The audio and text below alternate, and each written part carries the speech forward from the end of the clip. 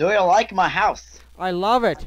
I'm just kidding. It's just terrible, and you should die. What are you doing? I What do are you not like doing? your house at all. It is This good. is my house. What?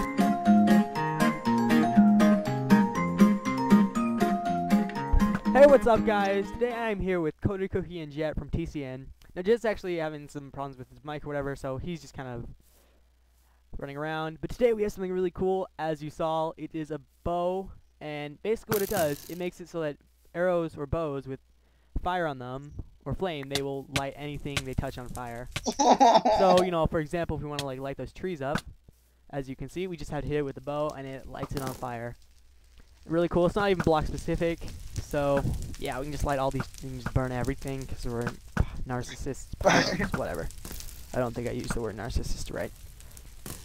Okay. But yeah. So I mean, we could even like just due to the mechanics of how this works. As you see, we can light a fire in the middle of the water. That looks painful. So as you see, as long as no one picks up the arrow, so we can actually here. Let's burn out the lake. Let's burn out the lake. Okay, burn up the lake. Kill Jet. We're burning out the lake. Burn the lake. It's not. Burn the lake. So yeah, it's kind of derpy how the mechanics work. So yeah, this is really cool. It works in vanilla Minecraft and everything. There's a schematic here, so you can download this if you want to put this into your single player world or even your server, if you have like some kind of anarchy server or something. But anyway, so yeah, this could be used for PvP if you're like trying to shoot someone and you miss them. At least you can. Oh! Oh, I mean, that works too, but anyway, let me hop into game mode 1 and show you guys how this is working. So this is using 1.8 mechanics. First thing I did, I created an objective called fire, and it's just a dummy objective, so it doesn't have anything special about it. So when you download the schematic, just make sure to push this button. And just to like reset these redstone blocks, just so the clock will run again.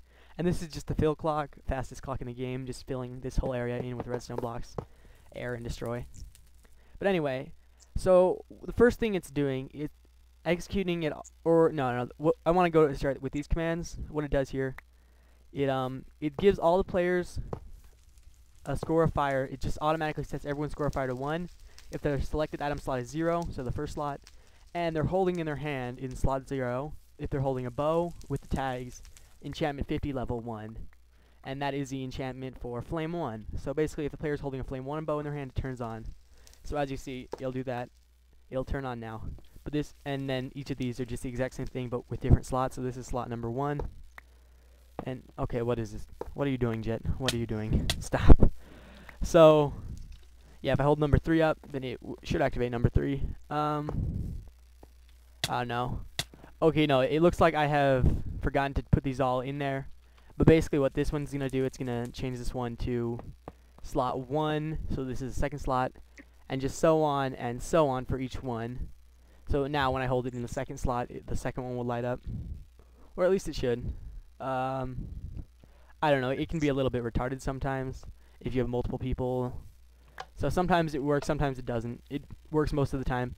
But anyway, so what it does, yeah, it just sets all players' score of fire to 1 if they're holding the bow. So I'll set that as the sidebar here. So let's display sidebar fire. And as you see, there's like all the scores. As you see, all of our bow scores are 0, but all these random scores for the arrows are 2.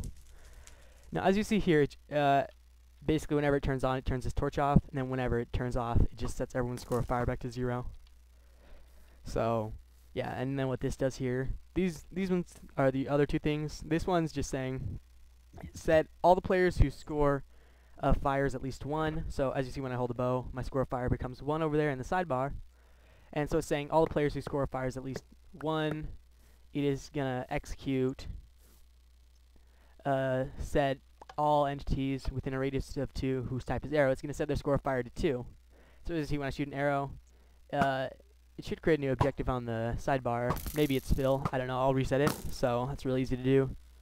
Scoreboard, objectives, or no, just scoreboard, players, reset, star. Like that.